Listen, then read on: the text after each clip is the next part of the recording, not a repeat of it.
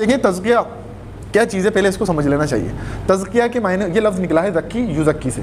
زکی یزکی اسی لفظ سے بنا ہے زکوٰۃ. زکوٰۃ ہم کہتے ہیں 2.5% ادا کری تو ہمارا مال پاک ہو گیا.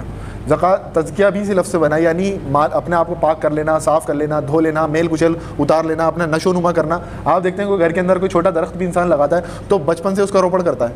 کیا کہتا ہے، اس کی شاخیں ادھر ادھر نکل رہی ہیں تو شاخیں کاٹتا ہے، ادھر سے نکال لی، بالکل سیدھا لے کے جانا ہے درخت کو، تو اس کو بچپن سے اس کی تیاری کرتا ہے. اسے تزکیہ کہتے ہیں.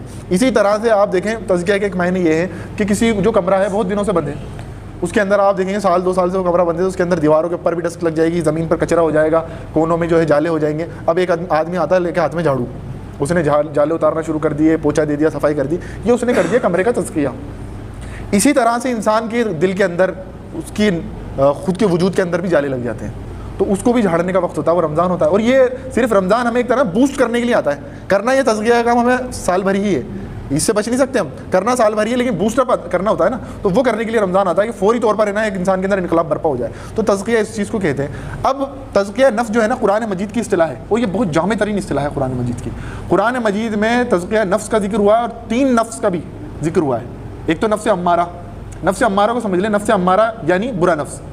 برا نفس ہوتا ہے یہ جو انسان کو بار بار برائی کی طرف دعوت دیتا ہے. نفس لوامہ، اس کی قرآن مجید میں اللہ تبارک و تعالیٰ نے قسم بھی کھائی ہے. نفس لوامہ، اس کو آسان زبان میں آپ کہیں کہ ضمیر.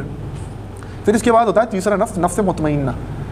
نفس مطمئنہ کی بات میں آپ کے سامنے بعد میں کر دوں گا. دیکھیے نفس امارہ، نفس لوامہ جو ہوتے ہیں نا، یہ دونوں آپس میں ہمیشہ لڑتے رہتے ہیں. آپ ہندوازم کے اندر بھی کہانیاں سنیں گے، الٹے ہاتھ پہ شیطان بیٹھا ہوا ہے، سیدھے ہاتھ پہ فرشتہ بیٹھا ہوا ہے. وہ آپس میں شیطان جو ہے اس کو غلط باتوں کی طرف بلا رہا ہے، اور جو فرشتہ ہے جو اچھی باتوں کی طرف بلا رہا ہے. ہندوؤں کے اندر بھی، کرسچن کے اندر بھی، ہر جگہ کہانیاں آپ کو ملیں گی، بگڑی ہوئی شکل میں ملیں گی. اسلام میں بھی اس بات کو واضح کیا ہے کہ یہ برا نفس جو ہے نا انسان کو بار بار برائی کی طرف دعوت دیتا ہے، اور یہ اچھا نفس جو ہے نا یہ انسان کو بار بار اچھائی کی طرف دعوت دیتا ہے. اور ان دونوں کی غذا، ان دونوں کا کھانا بھی ہے، ان دونوں کا کھانا بھی ملتا ہے. دیکھیں نفس، اچھے نفس جو ہے نا ضمیر، اس کا کھانا ہے اللہ کا ذکر. اللہ کا ذکر جب انسان کرتا ہے نا تو وہ نفس جو ہے نا ضمیر وہ مضبوط ہوتا ہے انسان کا. اور یہ والا جو ہے نا برا نفس، اس کا کھانا کیا ہے بتا آپ کو؟ اس کا کھانا ہے ہمارا پیٹ بھر کے جو ہم کھانا کھاتے ہیں نا، یہ اس کا کھانا. اس لیے رمضان میں آپ کو اور مجھے بھوکا رکھا جاتا ہے. جب انسان بھوکا ہوتا ہے نا اس سے برائی نہیں کری جاتی. ہمارا نفس ہمارا کمزور پڑنے لگ جاتا ہے. تو نفس ہمارا کمزور پڑے گا تو ظاہر سی بات ہے ان دونوں میں جو کشتیاں چل رہی ہیں ہر وقت، تو جب یہ مضبوط ہوگا ذکر کر کر کے، اور یہ نفس جو ہے برا نفس یہ کمزور ہو جائے گا روزہ رکھ کے بھوکا رہ کے، تو یہ اس پہ غالب آ جائے گا. اب جب یہ اس پہ غالب آئے گا وہ بار بار اس کا سر کچلتا رہے گا. ظاہر سی بات ہے جب یہ مضبوط ہو جائے گا ہمارا ضمیر اور بار بار اس کا سر کچلے گا، تو ایک وقت ایسا آئے گا اسے نفس سے مطمئنہ یہ بن جائے گا. مطمئنہ یعنی اطمینان حاصل ہو جائے گا، اللہ کی رضا پر یہ راضی ہونا شروع ہو جائے گا. یعنی اللہ نے جو بھی اس کے ساتھ معاملہ کرا ہے اس پر خوش ہونا شروع ہو جائے گا. یہ کہے گا اللہ تعالیٰ نے اگر مجھ سے ابھی روزی کم کر دی تو اللہ کی مرضی ہے، ہو سکتا ہے مجھے اللہ تعالیٰ امیر بنا دیتا تو میں شاید اس دنیا کے اندر ادم مچاتا پھرتا.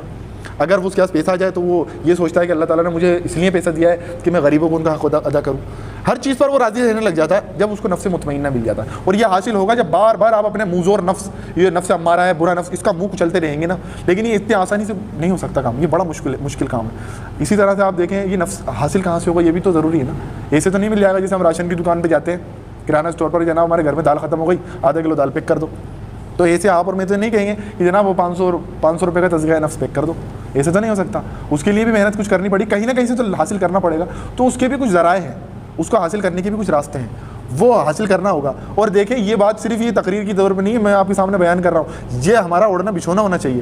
ہم صرف ہے نا ہم سوچتے ہیں، دیکھیں میں آپ کے سامنے بہت سخت بات کر رہا ہوں، اللہ مجھے ہی معاف فرمائے، آپ کو ہی معاف فرمائے. ہم سوچتے ہیں کہ صرف جو ہے نا اجتماع میں بیٹھ جانا یہ کافی ہے، ثواب کا کام ہے، ثواب حاصل ہو جائے گا. دیکھیں ثواب کی نیت سے تو ہر کام کو ہمیں کرنا ہے، ثواب کی نیت سے ہر کام کو ہمیں کرنا ہے. لیکن مقصد ہمارا ثواب کمانا ہی نہیں ہونا چاہیے، بلکہ ہمارا مقصد یہ ہونا چاہیے کہ ہماری ہدایت ہو، ہماری رہنمائی ہو، کرنے والا بھی ہدایت پر ہو، جو سن رہا ہے وہ بھی ہدایت پر ہو.